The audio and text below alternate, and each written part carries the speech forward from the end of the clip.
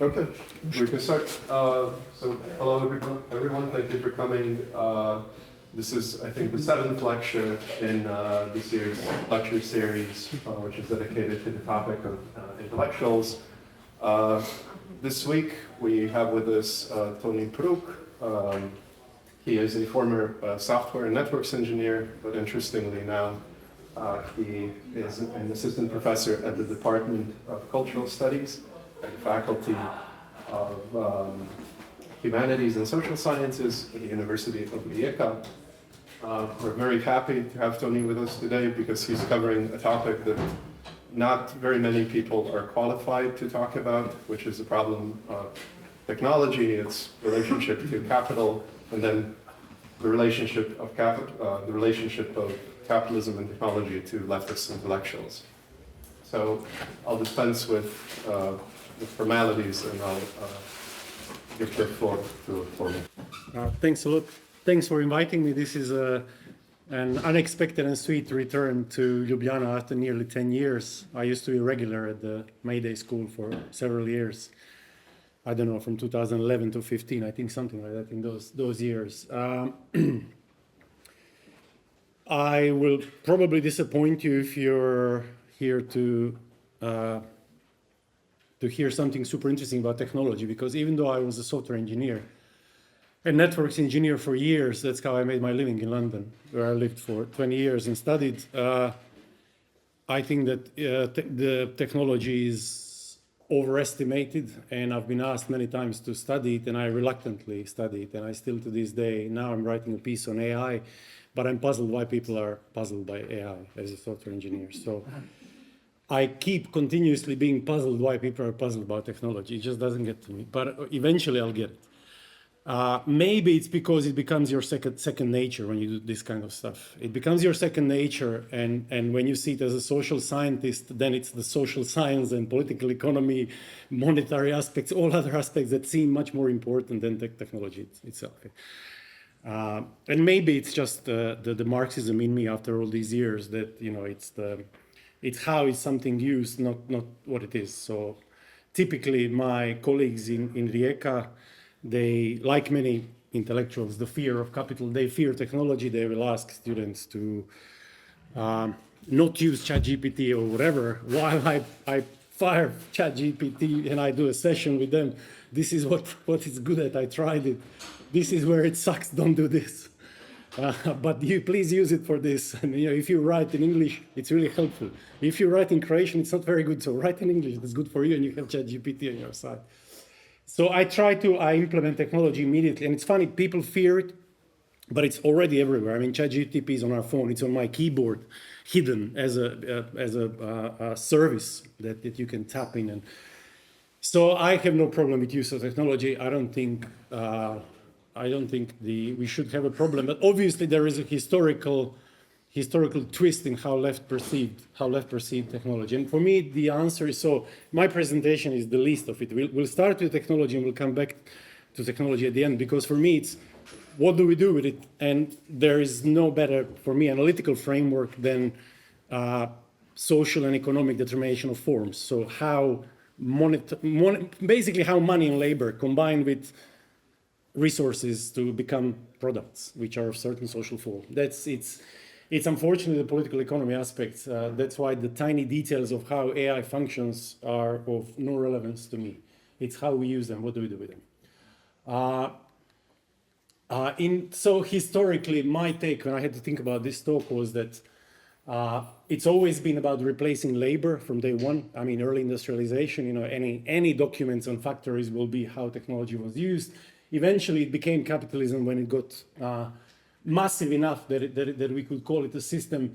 It was a driver for this development of the mode of production. Again, it's in parliamentary records of the UK, a brilliant example. I read books on it and I read it myself, how technology drove capitalism. But it was the specific social form of capitalism, not the technology itself. Yes. It was feared by people. It's still feared by people to this day. AI is a good example of this fear. And of course, it creates class conditions. Those who have technology as their means of production, they control, in many ways, how do we approach technology today. Then we have the 20th century and the socialist states and communist movements, political parties that embraced. This is something that we, I guess, need to lean back onto. But again, I think it needs to be, and I'll speak about it later, I think that the history of socialist states needs to be studied with a slightly different lens from what we have from a typical academic Marxist lens that we have today.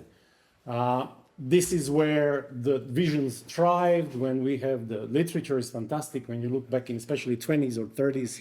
Yeah, I love old books from, Yugoslav times, but especially Soviet 20s and, L. Lisitsky design, everything all came together. It was beautiful. It didn't last very long, but it was good while it lasted. The states failed for whatever reason. We're not going to go into it. This is too much. We would be going too broadly for that. But then the failure, the known retreat into humanities. Yes, this is my life. This is my depressing life. When I started studying 20 or something years ago, and I realized all of the Marxists are whatever, literature studies or philosophy or whatever, all very useful, but, show me the accounts. I'm very materialistic in that sense. I was a programmer. It's binary, things add up or they don't add up, or there is some accounting magic. Capitalism is sort of accounting magic, and I love critical accounting. Unfortunately, there's very few people studying critical accounting. There are some, but they go retire, and then young generations don't replace them. Yes. So for me, this was a love affair and also a depression when I realized what I fell in love with. Including, of course, Zizek, who was a star in London, and I studied 20 years ago. And we read at university Freud and Lacan and Hegel. We read all of that stuff, But once I started studying proper economics and from a critical perspective, what I realized, this is what led me to my PhD as a software engineer, is that there is, today we have what I call lack of plausible vision, lack of something that's doable. Things are not doable. We can't imagine socialism anew in any meaningful sense. Or the way in which people imagine socialism is, let's take the means of production. Well, we tried, it didn't work out. It was commodity production. The companies, if anything, Yugoslavia is a perfect example. What do you get when you allow commodity production to thrive? Basically, Croatian and Slovenian companies outperformed the Serbia and Bosnia. The Bosnian prices for minerals were suppressed by plans so that shipyards in Croatia can build ships with more competitive prices. And they got those contracts by competing on world markets. They outperformed Chinese 30 years ago, not anymore. Now we're gone. But what I'm saying is there is plenty of imagination of new state socialism. I tried to fight it, but it's a lost battle. I stopped talking to those people because it's as if, I was born in a country like that, and I've read enough, and it's really tiring to all the time explain, why don't you read how companies function, Anyway, the market socialism is a failure. We can't go back to it in a sense. So what do we think about it? For me, of course, today there is a plenty of fear because we can't. So this lack of plausible vision is what I see in my colleagues as fear. They don't know what to do with it. For me, it was a simple, the methodological approach that I came to later in PhD, which was a value form, social form analysis. It was not an easy path. The path was to Anglo-Saxon Academy. So for me, of course, it was first Paul Cockshott and Andrew Kleiman, who I've seen here, and Alan Freeman, who are all very, very helpful in navigating your own ways in studying, but they wanted to count labor hours. And again, for me, we have no data on labor hours, not enough. All of their studies are not convincing for me. We don't have enough. And even if we had, the translation between labor and its monetary value is so complex that I don't believe we can have a kind of mapping and accounting. Anyway, so I left that idea. I think it's still worth pursuing. I don't think it's a useless project, but it didn't make sense to me. So for me, the question was, why can software take at the same time commodity form, and I was a free software engineer, why can I have it under a GPL license or some other open source or free software license? So why can piece of code be at the same time commodity, which has ownership, which is a revenue stream attached to it, and at the same time it can be what I call today public wealth, or what people call commons.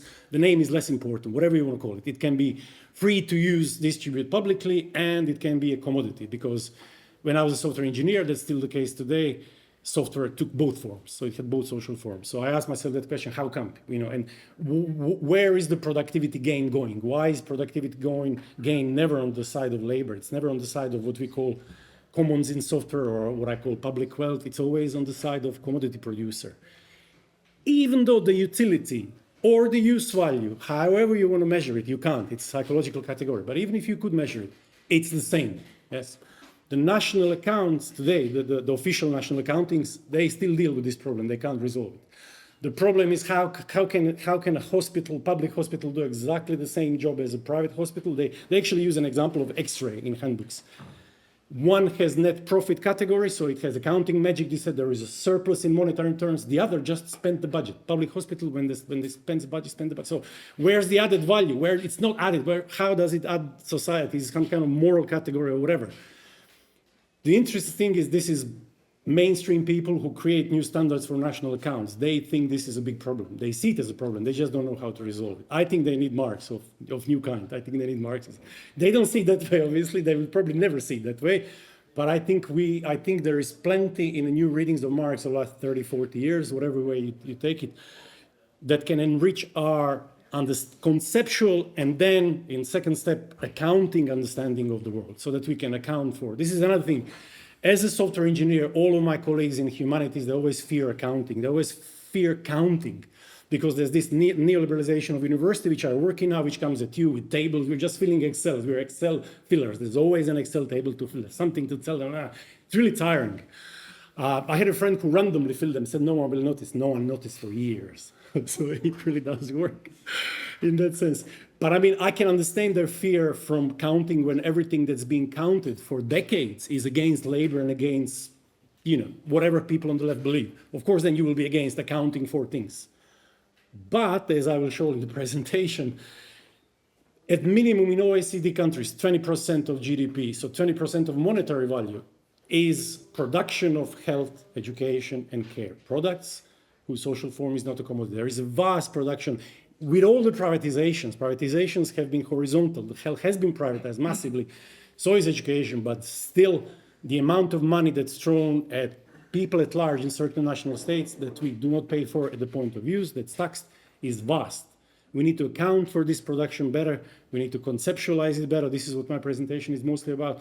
And then we need to use technology to make it more efficient in a sense that neoliberals and other pro-capitalist promoters won't be able to tell us that you're inefficient. And I'll talk a bit about this because capitalist sectors, certain sectors in capitalism are incredibly inefficient in terms of waste of produce and waste of inputs. So they're not very efficient at all. But they have accounting on their side. Interesting, again, when we talk about technology and data, there's always this fear. Whoever read Marxist German state derivation debates, there were a lot of Anglo-Saxons in them as well in 80s and 90s and maybe some in 2000s. Hardly any data, hardly any numbers. There is a vast literature on state in Marxism where there's no data, which is for me, or very, very, very little data, like a few numbers will be mentioned occasionally, which is for me always puzzling because all that state does is it crunches data in order to withdraw taxation and spend taxation and invest in something. I mean, so again, that's for me always been puzzling, and that's for me, I think, a kind of problematic spot in Marxism. These are very, very sophisticated, useful debates, but I think they would have been better if we had data. This is just a placeholder, so I'll skip through. It's a Lenin's report when he said, the electrification, will lead us to the future. You've all heard it before. I just wanted to have the exact quote so that I can see how Lenin actually framed the often paraphrased the idea that electrification will lead us to victorious socialism. The future will be lovely. The varieties of socialism failed unless we count China as a socialist country. I don't, but it's neither a clear-cut capitalist country. For me, it's a capitalist social formation with a very strong state. That's how I see it. And really important for me and for us here in the region during the years of my day school was Michael Lebowitz, who died last year. How to think categories of capital differently, and then Patrick Murray, social form, a lot of literature. And then the whole idea of rereading Marx that I'm not going to talk a lot about this. And then today, a Europe of capital. This is, for me, the biggest problem, that it's imagined, when we imagine unity and when we imagine reality that it's always imagined in terms of capital. And I think there's more to it. This is just still in Serbo-Croat. I left. I said the talk will be in English, but some slides I just couldn't translate. There was no time for me to copy and paste from the book. But anyway, it's what he says that when we fight. This is Lebowitz paraphrasing Marx. When we fight for schools, hospitals, when workers fight for it, they fight against the realization of capital, so against self-valorization of value, against the novac, roba novac, money, commodity, more money. Yeah. So there is a logic of capital that we fight against when we are for public sector production of wealth of that kind. For me, the key move is the material and social form of wealth. Very well known at the beginning, first sentence of Capital. It's not the first sentence, but it's close. Use values the material and social content of wealth. Now, the problem in Marx's time is that it was really a collection of commodities. So in his time, the elementary form of wealth was really just a commodity, in a lesser sense than it was for us. But there was no public production as such as we know it today. So when we look at the data today, for example, Marx never saw public production. So he never saw education, healthcare, housing. He saw some infrastructure, barely some infrastructure, but there's stats on this as well. He saw military police and legal system. This is what he saw definitely, but he didn't see this enormous production of wealth, which today I think there is plenty of potential here. The legal form, the Bashukani school, people who are working on this, the production of public wealth is very strictly legally coded. So in the same way like private ownership is defined through laws, in the same way that it's jurisdiction, which country, which law this definition is under, there's something similar happening with public wealth as well. So each country has a different set of laws. They are not compatible. France is the leading country in this. They have the most defined public sector. But I mean, always the rich countries have it. If you produce something, you have to legally define it. I think there's plenty of space to apply legal form as a concept to public wealth, to what I call public production. And loads of detail is storable projects. They have a problem capturing anything that's digital in a commodity form. This is what bugged me when I was a software programmer, when I was starting my PhD.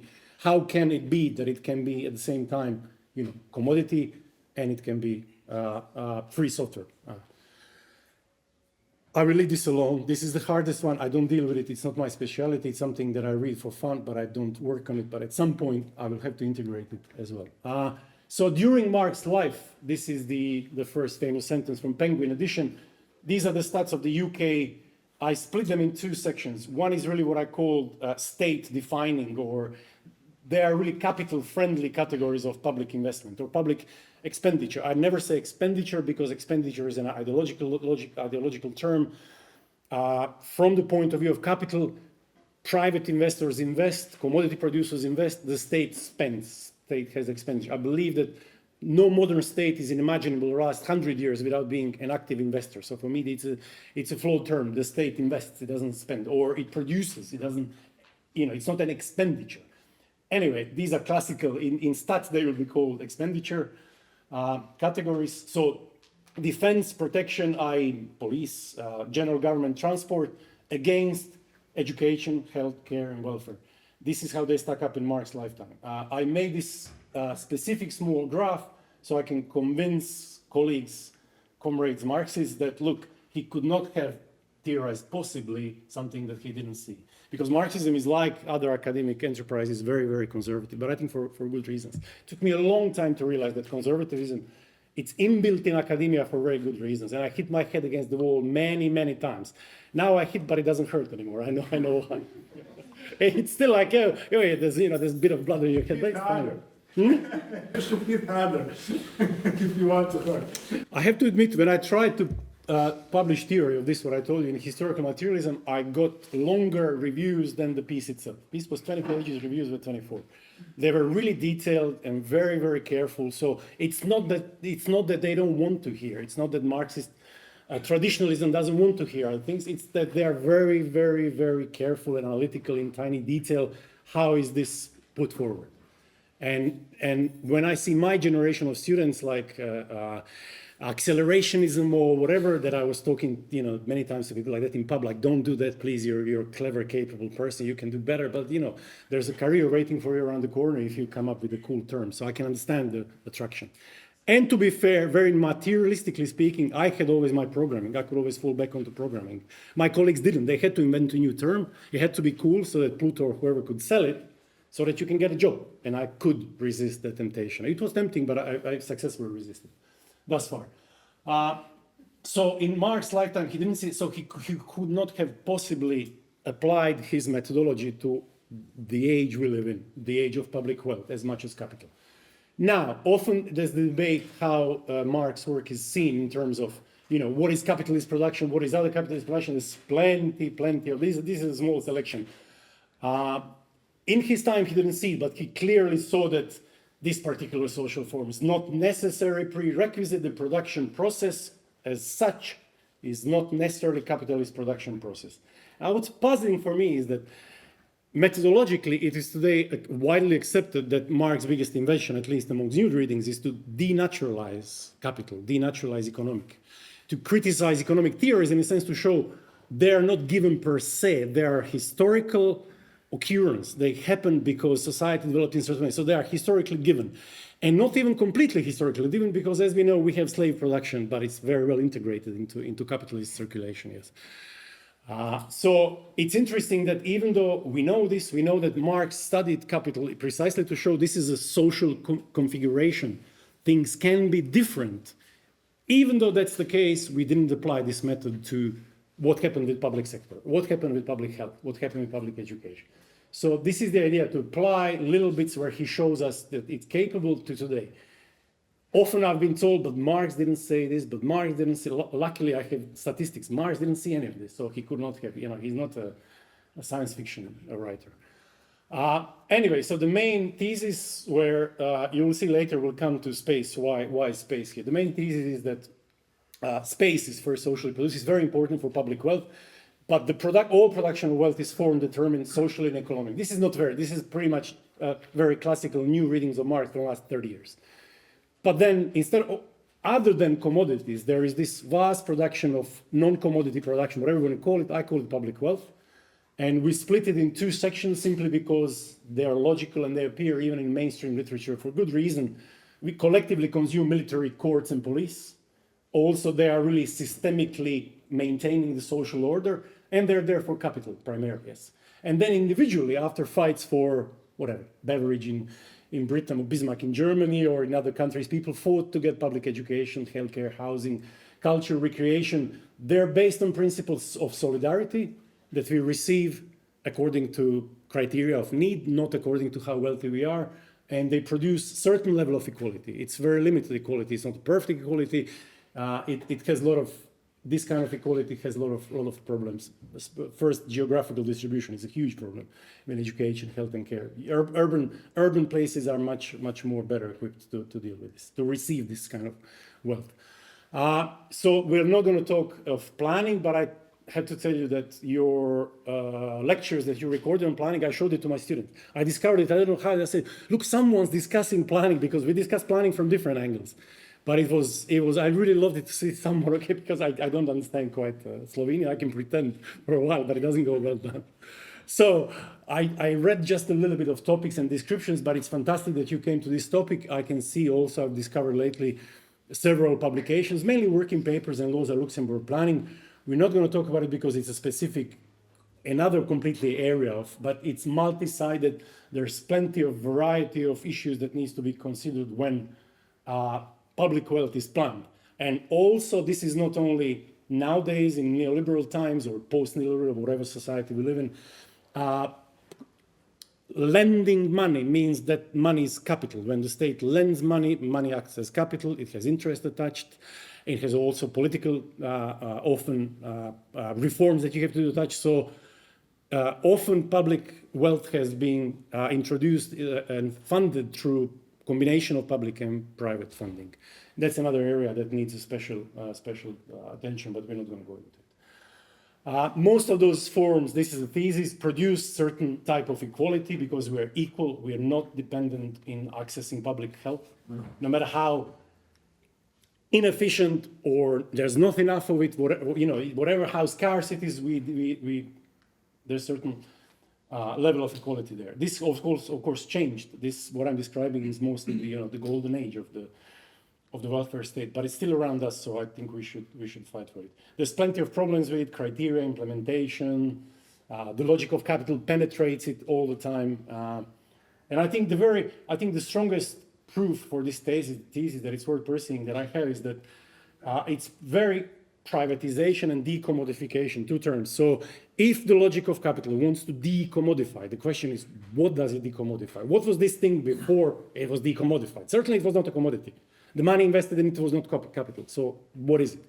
Why would capitalist investor want to privatize part of public health if it was not to turn it into a capitalist production, profit-driven production, it's something else? I mean, I'm saying this loudly because some of you will know a social net wage concept developed by Anwar Shaikh and Ahmed Tonak, very popular on the left, kind of more analytical Marxism that deals with national accounting, which looks at numbers. It looks at how much the working class is paying to welfare state and how much they receive back from. And they're saying that in some countries, rightly, the numbers are good. I think they're good number crunches, is negative. So sometimes if you look just at the poorest 20% of society, they will pay through their wages more than they receive back in those services. But that's not the point. The point is, how is that allocated? How is that distributed? We can't tell that. The fact is that when you have access to education and health and care when you need it, which we don't, but we have it more than if it was private, we are equalized in access to wealth and our capabilities are enhanced. These are two different arguments. So there is plenty of, the argument that goes here is that upper middle classes often know how to use the system, which is all true. This is all true. They know how to use, there's plenty of good sociological studies. The richer you are, the more capable you are to navigate the bureaucratic world, and often you know people inside the system, so you know who to call. Nazovi čovjeka, as we say in Dalmatian. We don't need this slide at all because we spoke about it. So the methodological approach that I spoke about a bit already is the term, very important, very, this is for some reason, Patrick Murray's work that we use is not very popular. I don't quite understand why, because he looked at Gundrize and some of the early works and showed how this doesn't appear in Capital. Marx never discusses methodology in any of the volumes of Capital, nor much in drafts, to be honest, but Gundrize, yes, and in Urtext, yes. So the abstractions, so basically we have, what Marx said is there is a abstraction of language and abstraction of mind. These are two steps. And production as such just says we have activity that has some inputs and it has outputs, and outputs are more valuable than inputs. And we call that production, to shorten the language, to be able to communicate quicker. But then there's also capitalist production, which is a specific social formation. So what Murray shows that Marx was perfectly aware that he was creating an abstraction that's quite determinate. It has certain forces that operate to shape it socially and economically in a certain way. This is what he described as capitalist production. But we never developed those abstractions for public production. Also real mechanisms. So for example, the same way we have a law of value, and we have exploitation in a classical Marxist sense through appropriation of surplus value, there must be something going on in production of public wealth. Not law of value, for sure. There is no competition between public hospitals. I mean, they do compete nowadays with private sector, but it's a different set of the pricing mechanism. This is something for your talks on planning. There's plenty of interesting theories on pricing mechanisms and how much huge corporations mimic public sector because they're equally large. A Honda or whatever, Toyota corporation will have internal pricing not based on market logic, but based on a planning logic, which is different. Anyway, instead of exploitation as a real mechanism, I ask myself what public wealth does when it's in its egalitarian form. And I think it creates some kind of equalization or whatever we call it. There is an egalitarian effect in it. I'm not going to go through this. You have, this is our Croatian translation. You have your own, and there is also the original in German and English and everything. But the most important thing is that the chair is a commodity. It does not come out of it as a thing, but through the society in which that thing exists. So there's a natural shape, and then there is a material shape. This is the thing I told you about earlier through understanding national accounts. This is a bit when they are translated it for my students, but this is a bit when it's in English, in the original. Scanning. And this is their quote, it significantly undervalues the contribution to the state, to the GDP. Now, the danger here would be to say that we should measure public production in the same way in which we measure market one. People do papers on this, it exists. So they will say, okay, let's just put some kind of, on public production, on public hospital, let's just put some kind of multiplier, which is the same multiplier on the average profit rate in private hospitals. That would be, we will measure its contribution by the capitalist sector. But I think these are two different types of social formations of production, so we shouldn't mix them up in that sense. But we should come up with a way to talk about it in accounting terms and in conceptual terms which differ from the private. I mean, at least they're aware of the problem. We don't need this. There's not much time. When did I start? What was the time? Did anyone pay attention? I think it was 20 past. Half an hour ago. Half an hour ago. Okay, thanks. So briefly to run through distributional issues, I've talked about this. It's along political legislated criteria. How is this public wealth discussed? How it's decided on? Primary purpose, so that please don't get me wrong, I get sometimes this gets very easily confused. I don't think there is anything emancipatory in terms of overcoming capitalism in public wealth. I don't see. I really study it all the time, and I never see anything emancipatory in terms of medium-term overcoming of capitalist production. But the only thing that I see, and it's a bit sci-fi, but it's like Margaret Thatcher when she destroyed unions in Britain, she said, slice it like a salami. So it's slice by slice. So the only thing that I see, but this is purely my imagination, it's if the public production of wealth in egalitarian sense, i.e. free at the point of use, will be introduced slice by slice in other spheres of life, in other sectors, where, for example, the capitalist production is very inefficient, like private transport, private transport of cars, blah, blah, we need public wealth, blah, blah, car thing that actually works, because blah, blah is broken in so many ways. For both us who drive and who are passengers. I use it both ways all the time. That would be fantastic to use cars, but food, half of the food is thrown away. So half of the food produced in the capitalist world is thrown away. Quarter at the home, quarter in supermarkets distributing, roughly. These are world official statistics. It goes from 40% to 60% from country to country. So there is plenty of inefficiencies that I think should be used as an argument to spread more public production. But the primary condition of the world we live in is a capitalist mode of production. I don't have doubt in that. Its goal is to establish and maintain private property, and especially in the last 10 years, and Corona was another boost. We thought, oh my God, great, now we'll have public wealth in, I don't know, we'll have a public drugs, whatever they call it, the global public wealth. This is the term they use, which is great. I've seen great papers on this and great initiatives from UCL in London, from Mazzucato's team, all fantastic. But what happened is the opposite. The data crunchers show us that the wealth of the rich has massively exploded the last 3-4 years in all those attempts by the state to deal with the crisis. Similar is my experience in the last 10 years. It's going worse. There is more rule of private property now. So it's not going towards the direction I would want, but that's the history of the left. It never goes our way. Occasionally. Significant portion is consumed to entire population. This is the fact of the mainstream does it this way, but this is just the fact of how it is. Even though the police is free at the point of use, it's there for the private property. It's not for some interesting reason. This is different. When it's individually consumed, then it has no regard for individual wealth. This is the ideal type, of course. The public health is not like this all the time. It's less and less.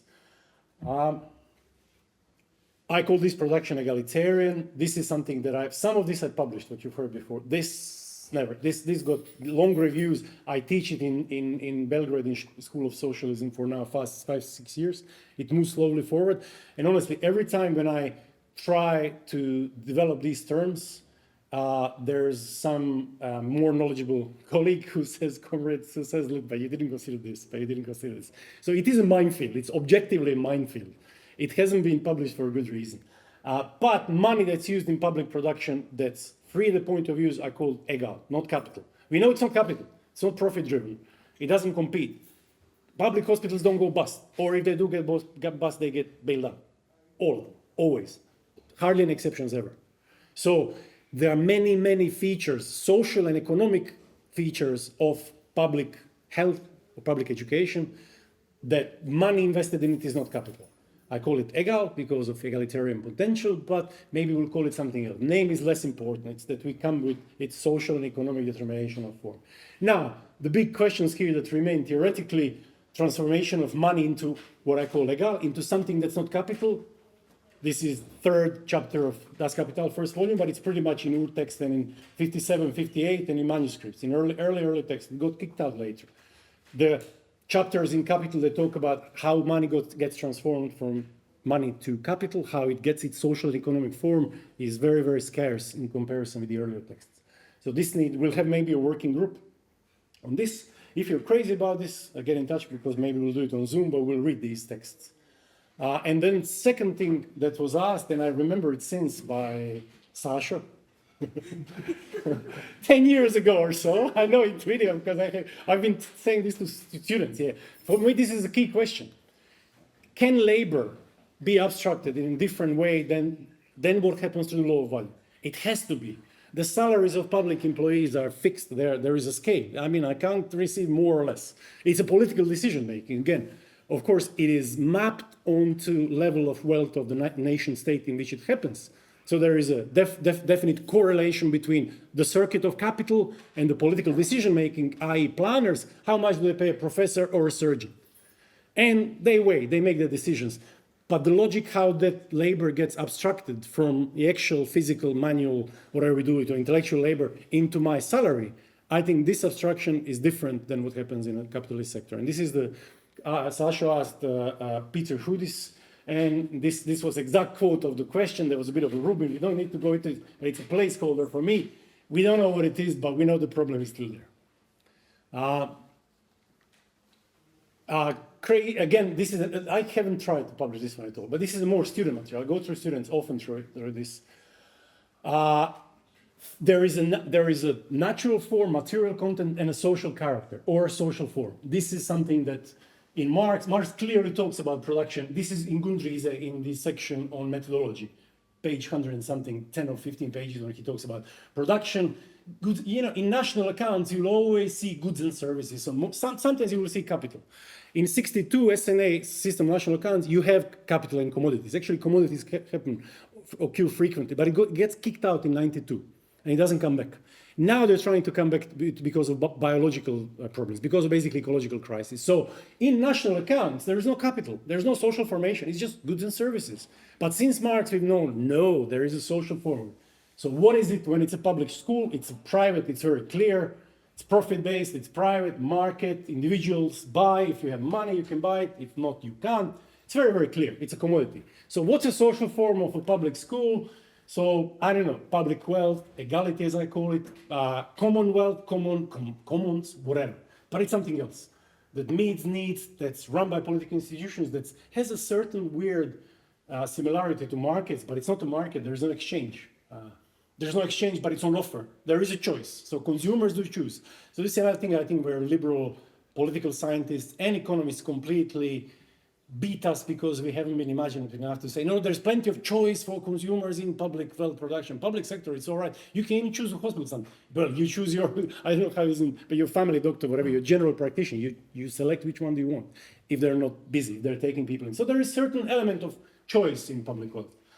It's budgeted, it's public financed, very important, so it's not free floating, it's in a capitalist economy that has to survive and get better, selected by criteria, I mean it's attainable by people, by criteria, free at the point of use, but it's indirect production aim, all of it is of course competitive capitalist sector, so competitive national state.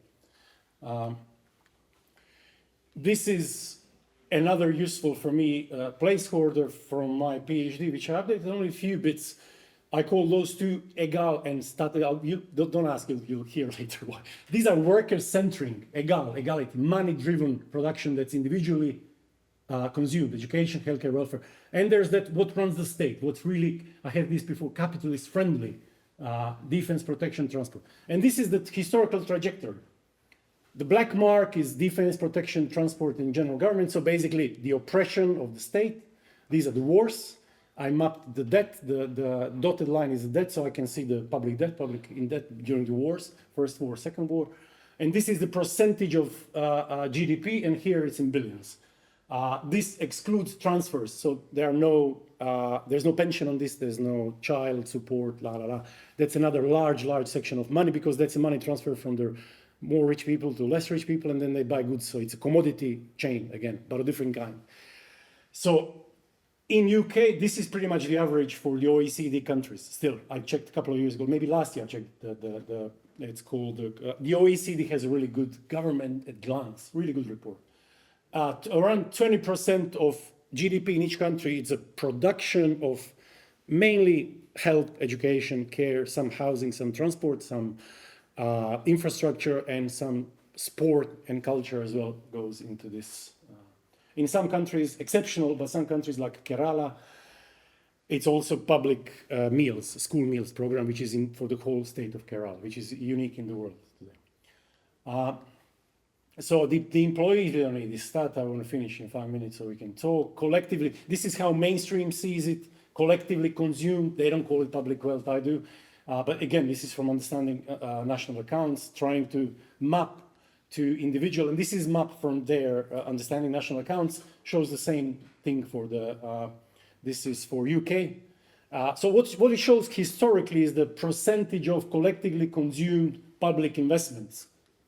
Courts, police, military goes down, that's historical trajectory, and the individual consumption, which is health, education, care, probably mostly because of hair, because the cost of hair exploded along with health.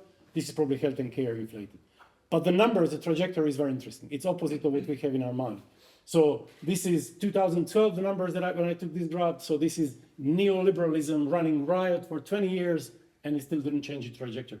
What did happen is that the circuit of capital penetrated what I call it horizontally health. UK is the best example. The artificial introduction of markets, the artificial introduction of pricing in technologies and in drugs. Basically, they find a way for the state will pay for it, but then sideways capitalists will fight for contracts. It's outsourcing, creating markets. So in national account, it's a bit misleading, but this needs to be there. There is a bunch of people in UK that calculate this, so this will probably go a few percentages down. Now, I often get asked, this is crazy, equality, la la la, nation states. What about the world? The world is as problematic as the states themselves. I drew this the other day because I was trying to just figure out myself how do I do it simply. So the military and police, this is a large state and a slightly smaller state. So let's say this is Austria and this is Slovenia. It's simple. There is military and police on both sides. They can be in conflict, they're not, but they can be. There's exports and world trade in commodities, and there's financial instruments. They all have legal form, or in the word of Catherine Pistor, the capital is coded, yes, or in the Pashukanis, there is a legal form of it. But at the same time, there is health and education that also gets coded. So there is the whole legal literature on this, which exploded since the European Union, last 15 years maybe or so. There is a European Journal of State Aid. It exploded because European states started fighting about who can fund what without that being called a subsidy. So what can be, which kind of public investment is legally allowed without private investors, that can take you to court saying, no, this is not allowed. This is a huge, huge debate. We started, I have soon a paper on it. We started looking at it from a Marxist perspective. How can we introduce a legal form and the logic of social and formation in coding of what's allowed, what Slovenia and Austria allowed and why not, what's not allowed. So that's another area where I think this method can be. So this is a typical money form in Marxism. The value is a circle, the capital circulates through all the bits. You know this, a commodity form, labor means of production, commodity form again, markets have a form. We think, I have students that started working on this. With him, there is a way to discuss markets as social formation and economic formation of markets. And then there is exchange value and use value, very typical. Value is circulates and capital is value in circulation. Mode of production is, of course, capitalist. But then I started thinking, okay, how do I presented this at the HM. Chris Arthur and Patrick Murray were in the first row. It was really funny to see their reaction because I used a lot of their work and they disagree with most of what I did. Not Patrick Murray. He said he will use it in his book, but I can understand why. It's a jump for some reason that we are not doing on the left. So Money form in public wealth, it has value attached. It comes from circulation of capital. It comes from here, obviously, but it happens parallel. This is something that's also in taxation discussed.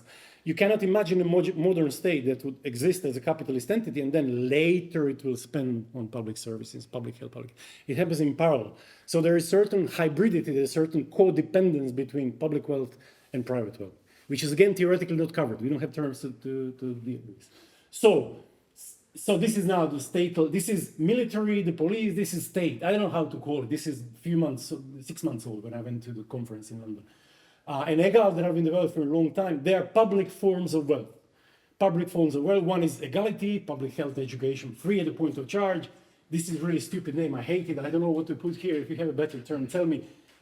Money invested in military, police, and courts. So it's a state-defining set of investments that enables capitalist state to exist today. It's planned, it has criteria, but it's not to make people's life better. It's to have capitalist state protecting private property. This is its first and fundamental feature. So these two have to be differentiated. So not all public wealth is emancipatory in any meaningful sense, other for the very, very rich. For them, it's good. The inputs are, again, on all sides wealth. The social form of production massively differs here, and the outputs are these outputs here. So in terms of application, we try all of this, what you heard in Zagreb. We started a platform called Tvornica jednakosti, ili platforma za društvenu jednakost. 7 or 8 NGOs, a lot of academics, activists, 2 small unions, 1 larger union, which can be still publicly named. We will try to gather, this has been a discussion that has been lasting for a year and a half. We've been meeting. We will try to have a defense of public wealth, defense of public sector, both conceptual, theoretical defense, but more kind of advocacy platform that will show, okay, there is a different way to conceptualize public investment. The goal is to very production of equality, but very, very important outcomes, not just chances. So the liberal would say, we'll produce equal chances. No, we can produce equal outcomes. In health, they don't have equality, confuses them. In public health, they call it equity. And they told me it's pravičnost or pravednost. For them, it's a matter of justice that someone who needs more health, a disabled person or someone with really incurable cancer that needs special treatment to survive a year or 2 longer. So it's more just that that person also receives treatment. So there is a huge, huge aspect of justice in all of this, what I've been telling you, that I didn't integrate at all, because when I read justice, it's Rawls or it's somebody else. I don't know, I'm not very good with literature on justice, but obviously there is a vast area to be covered in equality and justice. The methods, it's incredible how fragmented academia is. This is, I've been discussing with Marco. People in academic, no one reads academic text more or less, 1.5 readership per piece, per article. So people write it to get jobs, to get promotions, to have good life, to enjoy their hedonistic neoliberal life. They hate their Excel tables, but they still do it. It's incredible how people don't know what they do at all. In Zagreb, in the same city, universities, sociologists from one side town and the other have no idea what they're doing. Or they just see the title of the paper. They don't talk to each other. It's really amazing. I didn't know this. I'm new to this. It's only 3 years they gave me a job in Croatia. Somehow, miraculously, they gave me a job. So this is new to me, but their response when I tell them a production of equality, Tvornica jednakosti, is really overwhelming. I have to learn how to manage time. I have to become a kind of a project manager. People love it. They say, yes, we are for more public wealth, but we live on our small island in our academic department or in activist circles. We don't talk to others. So we'll try to put people together and see what kind of research we need. We are connecting people. We had many, many meetings already, a dozen myself and 2 large ones, 1 actually open one only. We'll have presentations and workshops. We have one in 2 weeks' time on public health, and we'll have a People's Global Public Health Local Institute for Public Health in Zagreb presentation. And we will discuss, what I'll tell you in a moment, what's for me the most exciting thing. We'll have a catalog of literature on equality, and we'll try to produce a publication, Equality, Why and How. We'll fix a day and call it Days of Equality. We'll have a week of something. So I really had enough. It's really unbelievable how many times I have to tell my students, do not read those people, the small business owners in Croatia. I don't know, do you have them in Slovenia, but they're loud, they're well organized and well done. They know how to fight for their corner, and they try to convince the world that if a cafe goes bust, the world will go down. No, another person will open a cafe. Nothing will happen. So there is a huge advocacy for private entrepreneurship in Croatia. It's been happening for decades, but especially since Corona, it amplified, and for good reasons, because they were really threatened. They had a reason. So I think we will try to be loud and to advocate equality. I haven't been told many times by colleagues, senior colleagues, but they have something to lose. I don't feel like I have much to lose in life. They're saying, do not talk about equality. That is dangerous. Especially they told me, do not talk about private property. Do not talk about empty flats. 600,000 empty dwellings in Croatia. 600,000. 40,000 in Zagreb, 30 or 60% in Šibenska županija. So vast amount of dwellings empty. Where is utility? I love the neoclassical economists. Or Marx saying, where is usefulity? There's none. Because the ownership of a person, of a private property who feels protected by the law says, I don't want this to be used, and it's not going to be used. End of story. So that needs to change, and that's why I think we will have all these people pissed off, including my friends when I tell them they're pissed off. We will do it through critical geography. I discovered this recently. It's called critical geography. We'll map space. We will basically create a methodology how to do it. We will do it with people who are architects and planners. We have 2 of them on our side. One of them has been doing it for 20 years. So we'll create a methodology to show where exact points, and we create a special GIS layer on the open maps.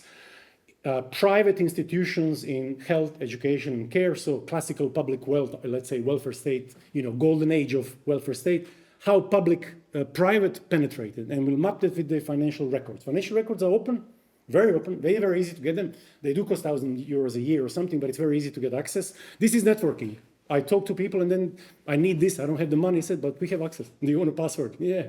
Loads of things happen this way. Just talking to people, what do you want to use? So there is a clear emotion and a willingness attached among the people towards public sector and towards public health and education, but no one sees it in a systemic way. This is an attempt to reuse Marx's method to see it as a different sort of social production, which is not revolutionary, it's not going to change the world, but it may slice it as a salami, make life under capitalist conditions a bit more bearable. That's the whole idea of the project.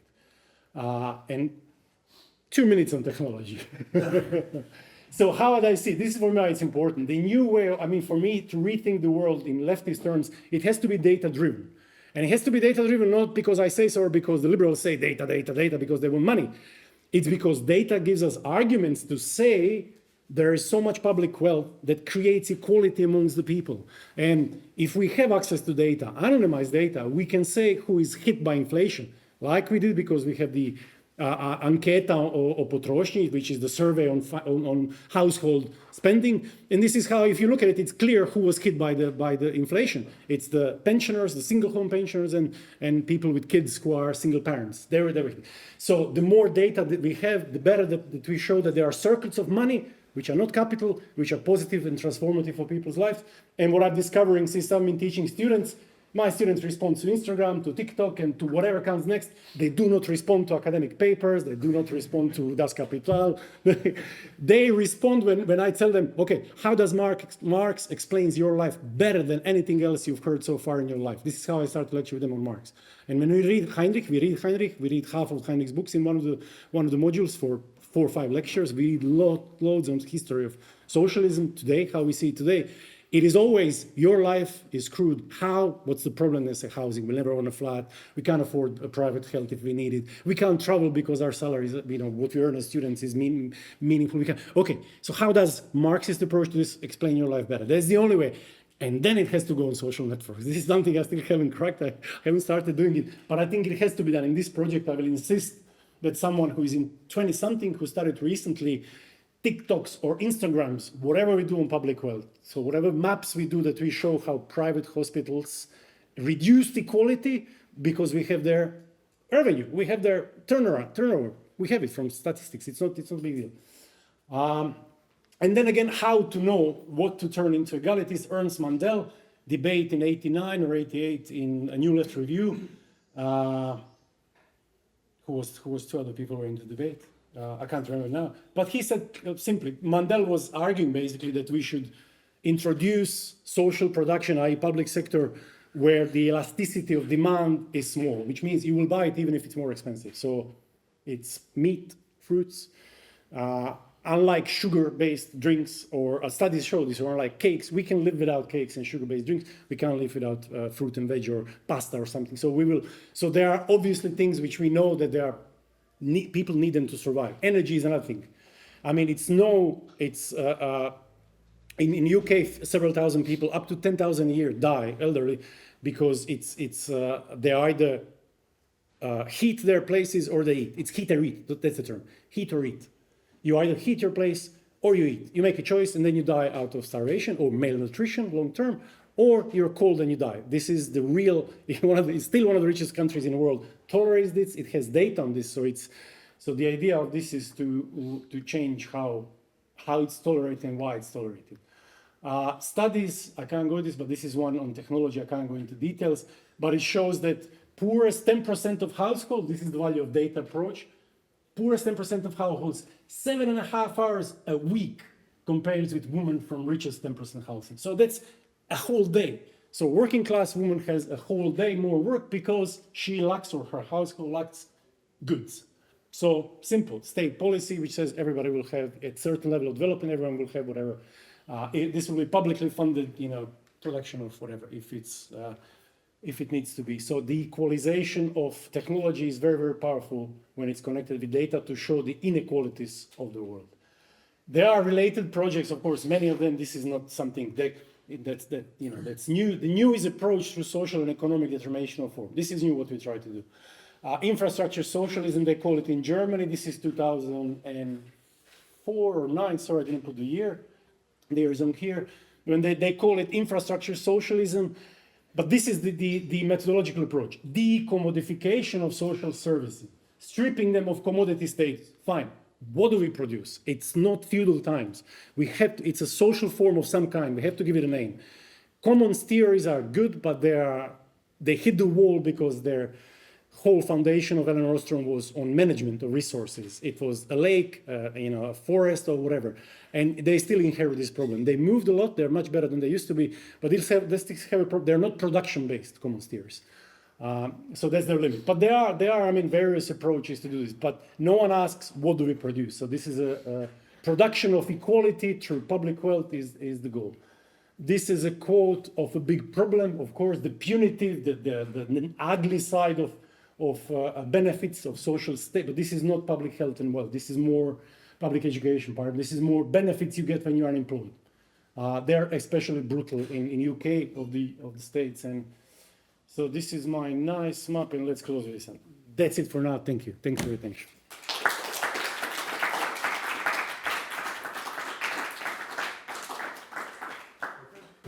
Thank you, Toni, for your lecture. Now, as always, time for questions, comments, critiques.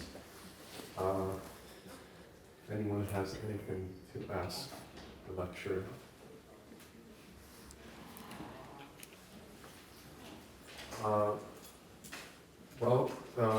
So traditionally, Yeah, I would just like to ask if you could sum up again quickly what is the key difference between public production in a capitalist welfare state and private capitalist production. So between Egal you talked about and capital, what are the key differences?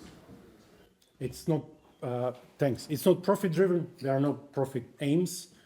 Capitalist production is planned up to a point where it reaches the market, but then it has to be valorized. The exchange has to happen. It has to be sold. Public hospital has a capacity and it's driven by the analysis of its capacity. So it's planned. It doesn't have to have, it cannot have a profit because all of its costs are budgeted in advance. The private one has to have accumulation. The big thing that I didn't talk about, which is fundamental. Some of you I've known for long know this very well, but there is accumulation. So the private one has to accumulate funds that will be capital in a new round of investment. And it has to accumulate also to reset the new investment in the existing equipment. So amortizacija, what's the word in English? It's same in Slovenia. Da. So amortizacija. This is not the case for public production, because public production will have this done on the budget level planning, so it's not per unit. Maybe some of you who work in public sector will know, maybe schools and hospitals do plan for this themselves as well, for amortizatia, but I don't know how it works. But for sure their budgets are allocated, they don't accumulate surpluses in monetary form. These surpluses come from accumulation of capital in capitalist circular form. So the state withdraws, actually the state prints digital money in advance, and then in the next tax year it will withdraw it from capitalist circulation, hoping that there is enough to withdraw. When there is not enough to withdraw, it borrows money, and the state goes in debt. There's no competition. Public hospitals, you know, public wealth doesn't compete. The military does that. There are not two militaries in Slovenia. There's one military. Let's take the ugly side of not the egal, what I call state-al or whatever. The ugly capitalist side of the state, no competition. The police doesn't compete with the police. Public hospital doesn't compete with the public hospital. But the family GPs, general practice, family doctors, they do compete. So there is an element. So it's not all one-on-one mapping. But I would say that the profit as a motivation and the accumulation of money as capital is the biggest difference, because of that accumulation you have pressure on wages and you have different treatment of labor contracts. So the relation between capital and labor in private business is completely different than in the state. Everyone knows this. Whoever, I mean, regardless of all the neoliberalism. In UK there is an enormous love and attachment towards jobs in public sector, especially in health. That changed massively the last 20 years, but still you have protest all the time. Now they're protesting on privatization of education, because once you're a public employee in education or health, that's a vastly different situation than in private one. You're under less pressure, you have more freedoms, and you can choose, you know, what do you do with your time. And you don't have an implicit task to hoard money for your owner, you know, for the owner of capital. Does that make sense? You mentioned Cockshott. I'm now reading his book Towards a New Socialism. It's in high school I used to study economics, and it's still quite difficult. So maybe what's the alternative, or what are some problems you have with his ideas you mentioned? I have two fundamental problems. One, we don't have statistics on labor hours. Okay. They are very scarce. Occasionally you will have them for certain sectors, for certain periods, in some countries. So we cannot universalize the scientific logic of comparison. But even when we do have them, in my view, but I think their project is worth pursuing, so I'm not dissing it off completely. I just think for me it's unconvincing that you can map abstraction of labor hours into monetary terms with a mathematical equation. Even though it's a computing exercise, I don't believe it can be done. Maybe somewhere deep in me, I don't think it should be done. That's more of ethical or moral stance, but I couldn't defend it. That's just how I feel. I don't think we should. But having said that, there is a certain mapping that happens, which is we all work the same hours in the West, roughly. In OECD countries, we work, let's say 40 hours. We all work 40 hours a week, roughly. I mean, up and down, 50, 60, 35. That comes with a salary attached. And there is the mapping that's definite. Now, the problem with that salary is that individuals in capitalist, for me, society accumulate wealth in terms of property, in terms of land ownership, in terms of business investment in the US, especially in terms of stock. Financial products. This is immense in the US. None of that can be mapped onto labor hours in any meaningful sense. For me, it's simply too complex. So they're trying to compute something that for me as a former software engineer, but Cockshott is a mathematician, so he's way more advanced than I am in this aspect. And I love his attempt to create a programming language. He has a colleague, they created a programming language specifically for this. And it's based on Lisp, which is probably the coolest programming language. So I respect them, but I think it's undoable. And it should be, I don't believe in it as a plausibility, it's undoable. And maybe it shouldn't be done.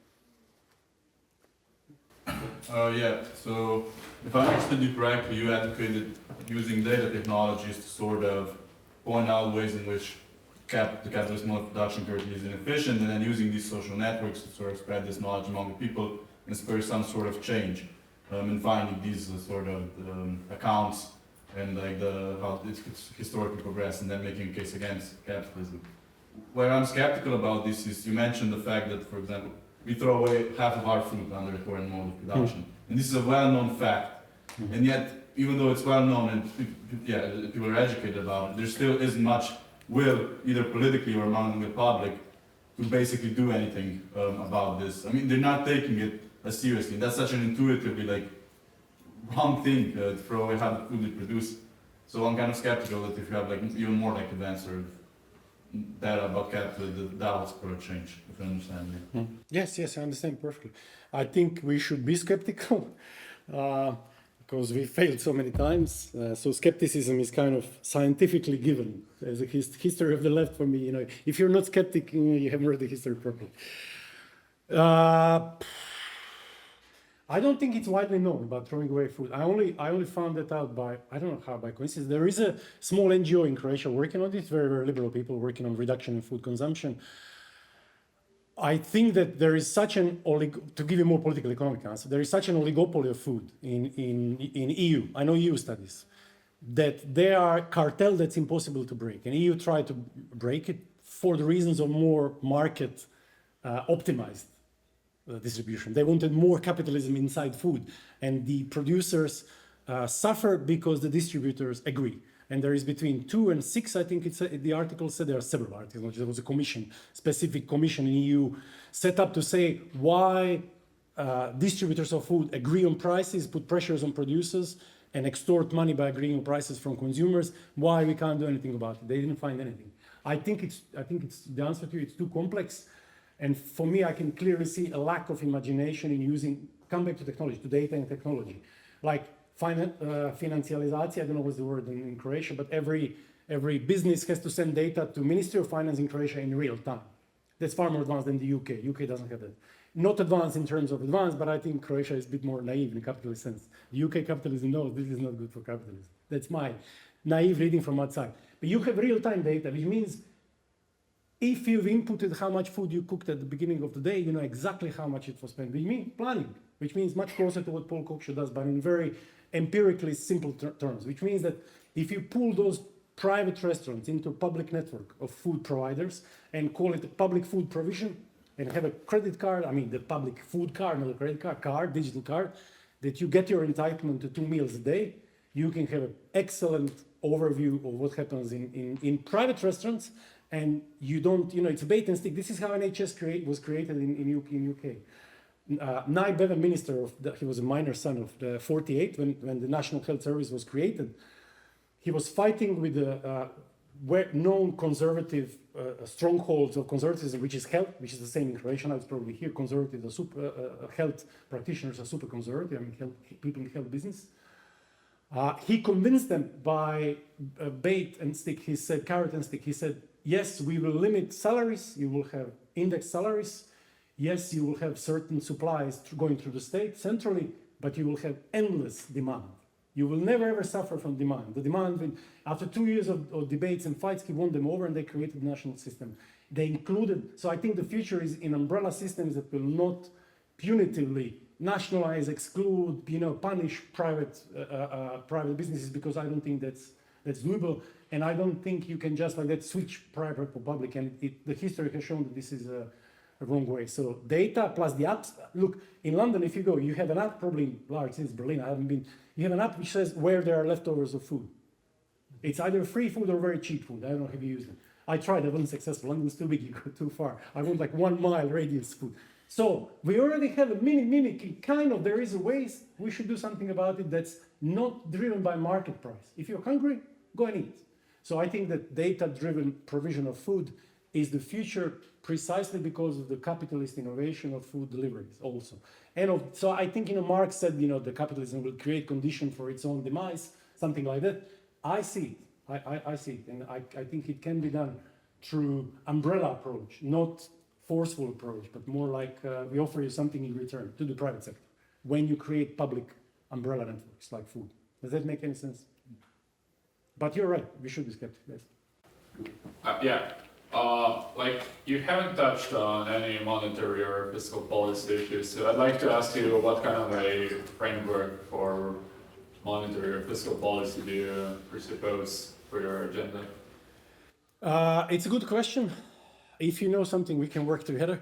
Look, I read tons of monetary theories. None convince me they are very useful. They're structurally, so I mean, MMT offers something, but then again, it's full of holes.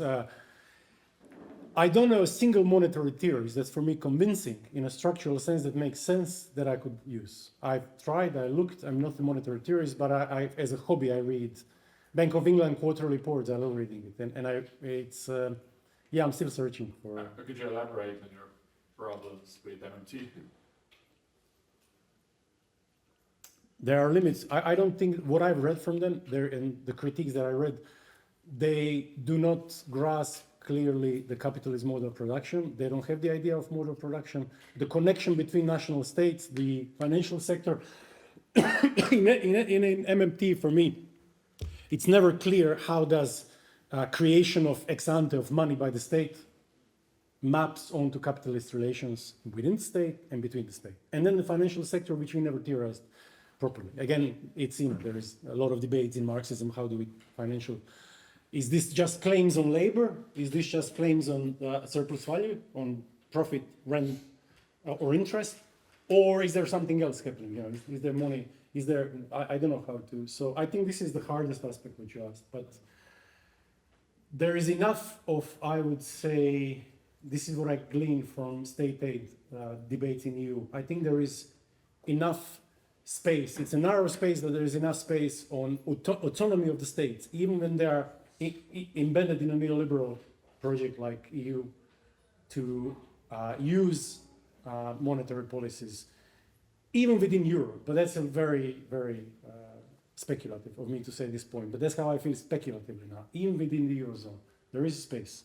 But it's not used by the states because people who think in the way I'm thinking are simply not in power. No one thinks in power this way. They think how to shrink the debt. Now they're asking again to stay shrink. They will shrink the debt. But good question. Thank you. I don't have an answer at all.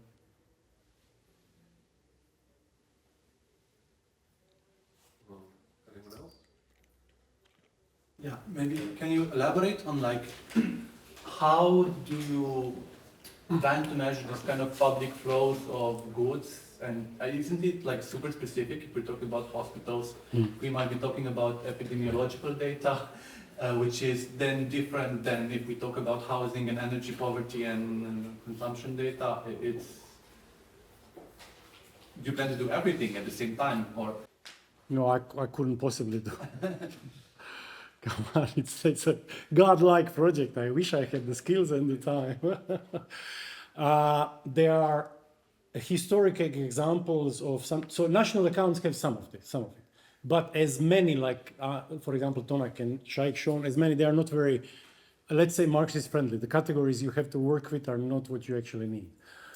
But there are many attempts with satellite accounts. So there are flows of money in public sector that can be disaggregated, not to this mezzo level, whether it's one hospital or another. But you can show, for example, private and public flows of money on aggregate level. So we have something like satellite national accounts that do this. Croatia produces them. And the only way to get this done, in any meaningful sense, is to get people who do this to collaborate. And so far in the Tvornica jednakosti project, whenever I ask people and I ask the boss who runs this, yeah, this is no problem. Just let's sit down. You read the specs, sit down, and we'll go through numbers and we'll find. So it's a way to be able to read them with a message that shows, okay, there is circulation of capital, there is circulation of public wealth. They are not designed for that. National accounts are not designed to differentiate between public and private, even though they account for all of them. Public is one-on-one, yes. Whatever is spent, public expenditure, creates the equal amount in monetary terms in GDP. But it's hard to disaggregate them in a way that I would need for this. But some sectors will be doable, I think. But we'll try, we'll give it a go.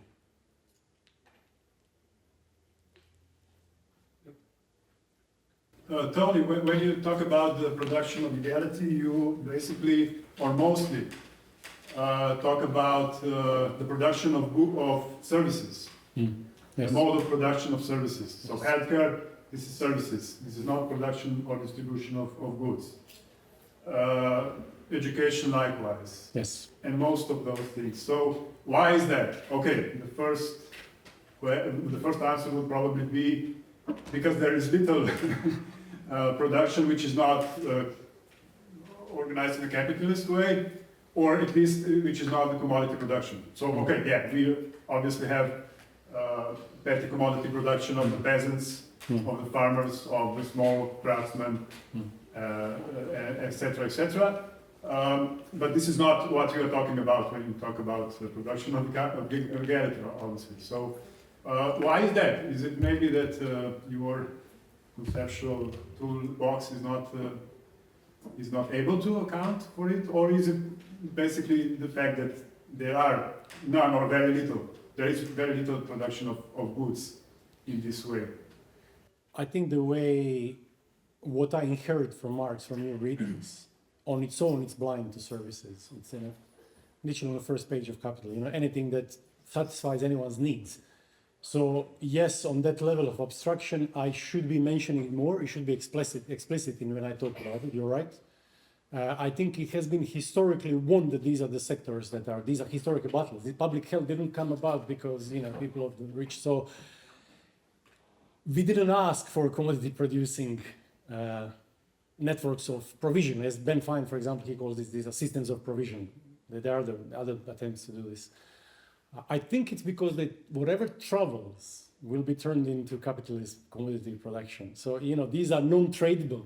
The mainstream economics would call everything that I talk about as public wealth as non-tradable goods. Meaning you can't put them on a container ship and send them to, I don't know, another part of the world. This is what they say. So, it's a good question. I think I should include it. And I don't know how to give you a good answer, but it's a really good question. I thought about it at the time, but I think I have to be more explicit about it. And intuition in me is whatever can move will be captured by the circuits of capital. And what doesn't move, what's geographically located, is also specific to the nation state. Nation state is the capitalist entity, and nation states compete.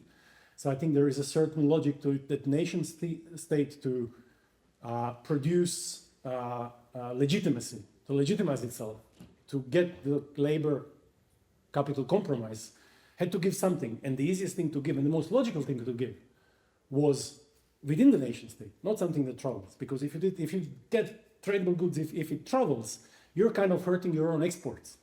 You are eating the hand, biting the hand that feeds you, which is the capitalist tradable commodities, which are here. This is world database on trade. This is for me the note that I have to start digging into this test. Great. So whatever can move will become capitalist in order to feed the rest that doesn't move, that defines a nation state. If that makes sense. Yes? Okay.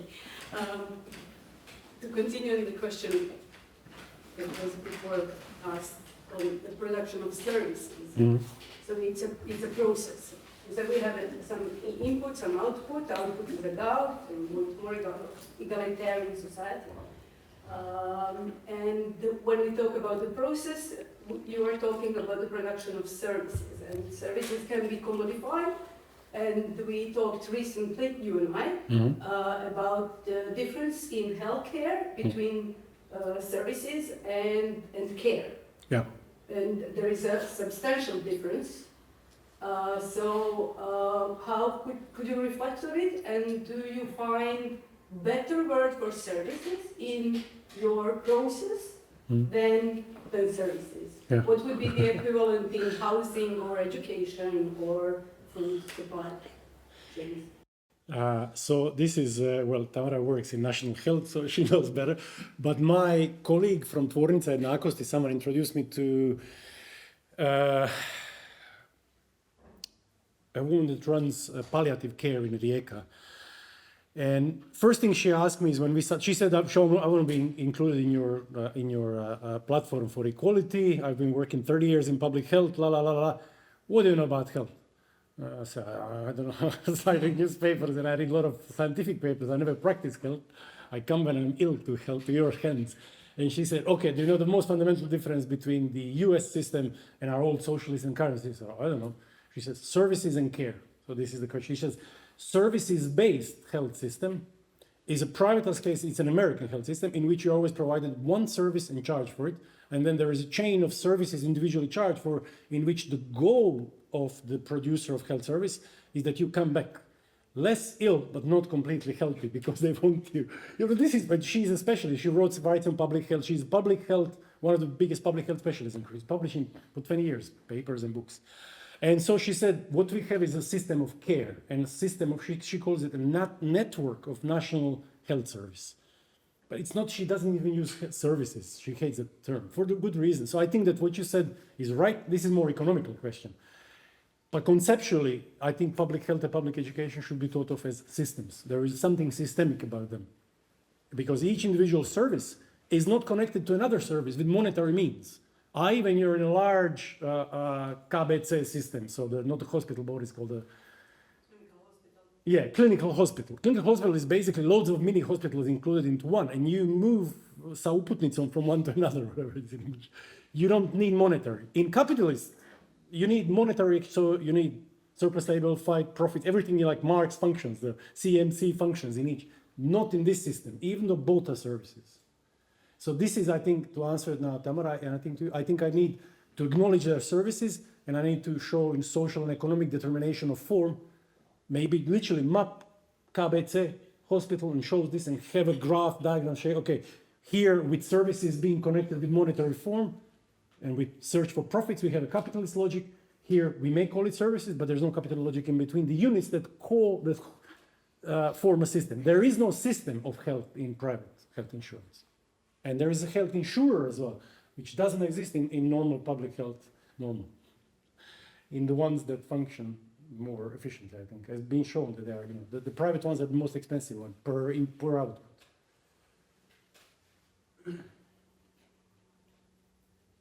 Comments?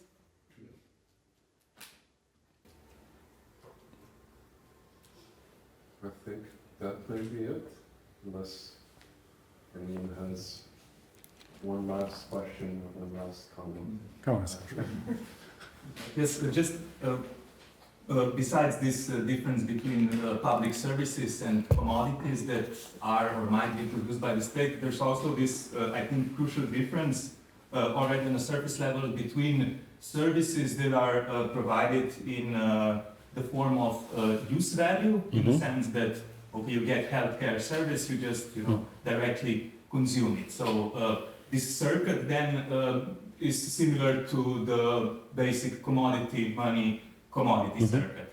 But on the other hand, it basically starts with money because, okay, the state is financed by taxes and public debt, but then provides some kind of a service in the form of a commodity. But then basically most of the expenditures of the state, or at least a large part of it, are just distributed in the form of money, like unemployment benefits, welfare benefits, pensions. So these are really large chunks of public money that are just distributed in the form of money. And at least on the surface level, this circuit is pretty similar to the circuit of capital. Of course, the capitalist state is not a capitalist enterprise, so there's no surplus value production here, but nevertheless, you start with money, so you collect money with taxes or public debt, and then you just distribute more money. So it's starts with money, ends with money. So does this difference also imply the variety of forms in terms of social expenditure or social state spending or production or investment, or however you might want to call it? Before I answer, this is what I always forget. I really don't and sometimes I show it to students, sometimes to friends, but we have a lot of common friends in Zagreb. I have to show. They won't believe me. It's like 20 people. No, let's count. Ask is the photo. Let's count. I think it's a plurality. I hate this word varieties because it's so hipsterish. And by the way, if you ever study, this is something I discovered recently, the comrades from Belgrade asked me to write a piece on global conditions of production of equality, how squeezed we are from all sides. Varieties of capitalism, the whole literature is about this, Sasha, what you said. It's about the database on transfers. And they kept it hidden for 20 years, Palme and Corpi, for 20 years, and then someone recreated it. So it has, so whenever you hear, basically something I had to recalibrate my mind last year, I've discovered this last summer, whenever you hear varieties of capitalism, and then there's data on public expenditure, investment, whatever, this is only transfers. This is money goes around. There's nothing produced. So when they say varieties of capitalism, states are this or like that, all they're talking about how they push money around. That's all they talk about. But I think so I think that term is really misleading, varieties of capitalism. But I think there is a case for plurality of social forms or economic formation. So social and economic determination of form in public wealth or in public sector where you have a product and not monetary flow, there is variety there as well. I hate the term variety, I'll use something else, but there should be multiplicity of forms. And I think it's something, once we dig deep down more in sectoral, if I manage to, get to sectoral analysis actually to see the difference, I think then we would see the difference. But the actual flow of money is around 20% as well. It's huge. It's around 40% OECD countries, governments direct around 40% of GDP. 20% roughly, this is roughly, but few percent up and down. This is 40-something richest countries in the world. 20% is pensions, the rest, monetary circuit, and then another 20% is production of mainly services or systems of care, maybe not services based. So I don't know, Sasha, I'm not sure I answered what you asked, but it's not one system. No. It's not one, and it's as soon as you drill much, also the term I've been told it's not very good, is hybrid. But there is definitely always, especially health. So the sociological studies show that healthcare systems, national healthcare system, public healthcare system in the world, everywhere, doctors do two jobs. They have the private sector and they have the public sector job. It's not something specific for Slovenia or for Croatia, it's everywhere. It's just the degree to which they do it. And it historically has been that we integrated private provision of health, so private businesses, basically capitalist health producers, into public systems. Not the other way around. And I mean, public production of wealth is quite new. It's only in a way that I talk about it, the public wealth in health, education, care, it's 100 years maximum. In most of Europe, it's after the Second World War. Some countries had it before, between the two, after the First World War. But it's quite a new, if you look at capitalist history, this is a new occurrence where private businesses and the circuits of capital had to be somehow integrated without squashing them because you wanted more help, not less. So I don't know, I think there will be a place for plurality of forms.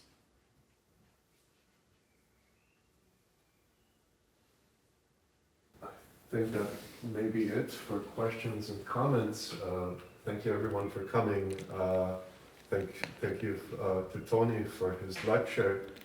But yeah, we'll be back in a couple of weeks, and thank you again everyone for coming.